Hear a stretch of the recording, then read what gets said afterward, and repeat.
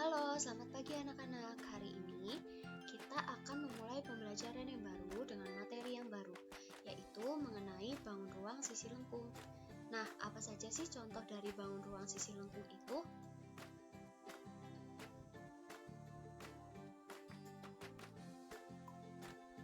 Nah, contohnya yang pertama ada tabung yang bentuknya seperti ini. Yang kedua ada bola, dan yang ketiga ada kerucut. Ini merupakan contoh dalam kehidupan sehari-hari. Nah, contoh dari tabung yaitu kita bisa lihat bahwa kaleng itu bentuknya adalah tabung. Tidak semua kaleng, tetapi kaleng yang bentuknya seperti ini itu merupakan bentuk tabung. Kemudian, contoh dalam kehidupan sehari-hari dari bola yaitu bola voli, bola basket, dan sebagainya. Kemudian, contoh dari kerucut yaitu ada tumpeng. Kalau misalkan kalian ulang tahun, biasanya dibikin tumpeng kan waktu kalian kecil. Nah, bentuk tumpeng itu merupakan contoh dalam kehidupan sehari-hari dari kerucut. Nah, ada juga contoh lain dari kerucut, yaitu topi ulang tahun. Selanjutnya, kita akan mempelajari jaring-jaring tabung dan jaring-jaring kerucut. Nah, jaring-jaring tabung itu bentuknya seperti ini. Ada tutup, ada alas yang berbentuk lingkaran, dan juga ada selimut tabung yang berbentuk persegi panjang. Kemudian, untuk jaring-jaring kerucut, itu ada selimut kerucut, dan juga ada tutup kerucut yang berbentuk lingkaran. Nah, yang pertama kita akan membahas mengenai tabung. Dalam pembahasan tabung ini, kita akan membahas dua bagian, yaitu luas permukaan tabung dan juga volume tabung. Yang pertama, luas permukaan tabung. Luas permukaan tabung rumusnya adalah LP sama dengan 2πr dikali R ditambah T. Dengan R yaitu jari-jari tabung, T yaitu tinggi tabung, dan yang simbol ini adalah pi. Kita sebut sebagai pi. Pi itu nilainya ada 22/7 atau 3,14. Nah, untuk volume tabung, rumusnya adalah V sama dengan pi R kuadrat T. Dengan R yaitu jari-jari tabung, T tinggi tabung, dan pi sama seperti pada luas permukaan tabung yang tadi. Nilainya bisa 22/7 atau 3,14. Nah, kita akan membahas beberapa contoh soal mengenai luas permukaan dan volume tabung. Yang pertama, menghitung luas permukaan tabung.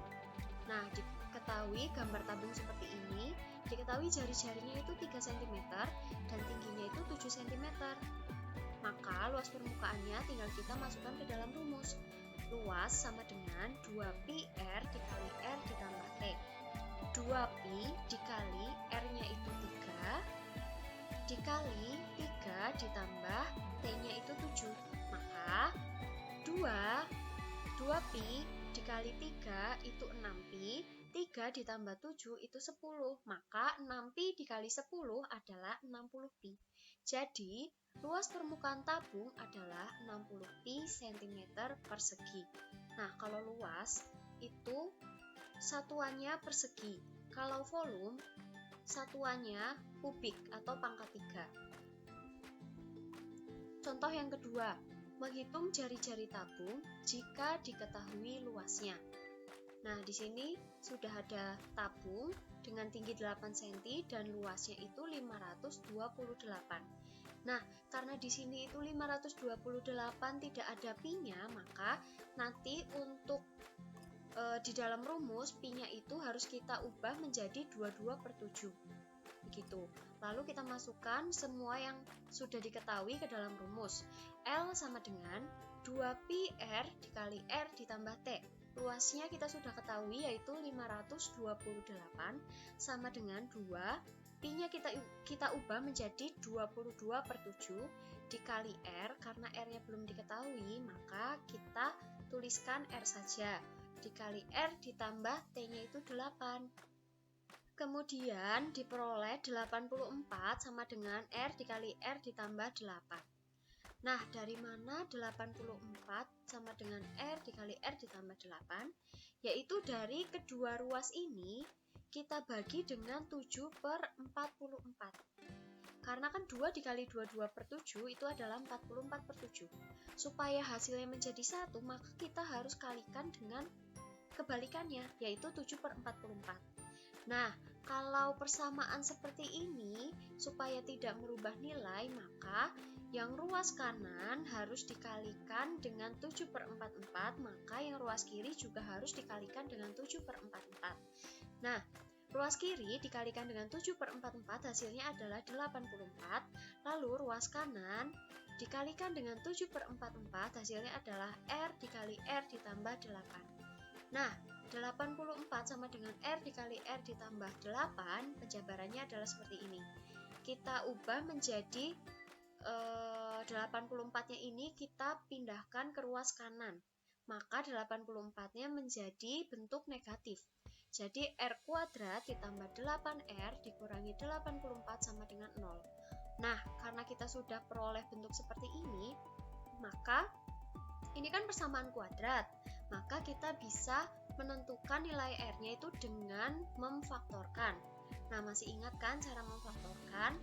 Nah, diperoleh R ditambah 14 dikali R dikurangi 6 sama dengan 0. Maka R ditambah 14 sama dengan 0 atau R dikurangi 6 sama dengan 0.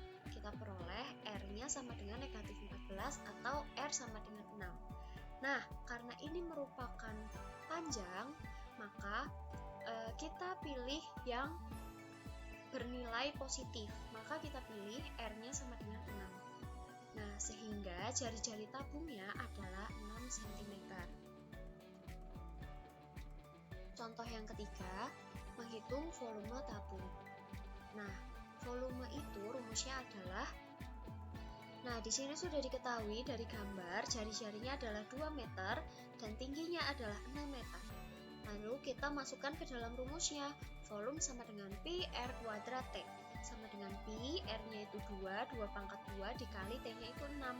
Maka 2 pangkat 2 adalah 4, Pi dikali 4 dikali 6 adalah 24 Pi. Jadi volume tabung adalah 24 Pi meter kubik. Kemudian soal nomor 4 yaitu menghitung tinggi tabung jika diketahui volume.